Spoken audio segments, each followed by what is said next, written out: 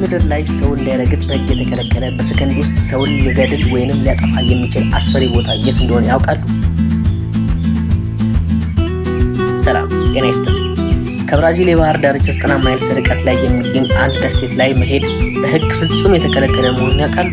ይህ ቦታ ኢልሃ ዳ ኪማይዳ ግራንዴ ወይም የእባቦች ደሴት በመባል ይታወቃል።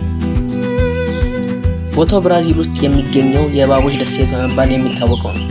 በታሪክ እንደሚነገረው በደሴቲቱ ላይ የነበረው የመብራት ቤት ጠባቂ እና ባለቤቱ እንዲሁም ሶስቱ ልጆቹ በአንድ ሌሊት በሺዎች በሚቆጠር እባቦች ተመርዘው ሕይወታቸው በአሰቃቂ ሁኔታ አልፏል። ከዛ ጊዜ በኋላ ብራዚል መንግስት ደሴቱን ሙሉ በሙሉ ዘግቶታል። በዚህ ቦታ ላይ በእያንዳንዱ 1 ካሬ ሜትር ቦታ ላይ እስከ 5 የሚደርሱ እጅግ መርዛማ የሆኑ የጎልደን ላንስ ሄድ እባቦች ይኖራሉ። የሚገርመው የእነዚህ እባቦች መርዝ ተራ መርዝ አይደለም። የሰውን ስጋ እና ቆዳ በአንድ ጊዜ የማቅለጥ አስፈሪ አቅም አለው።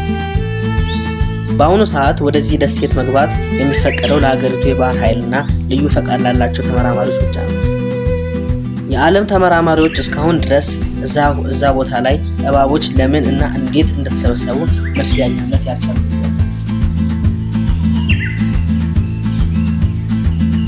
እናንተስ $1 ሚሊዮን ቢሰጣችሁ እዚህ ደሴት ላይ አንድ ሌሊት ታድራላችሁን? መልሳችሁን ኮሜንት ላይ ጻፉልኝ። ቪዲዮውን ከተመቻችሁ ላይክ እና ሰብስክራይብ ማድረግ እንዳትረሱ።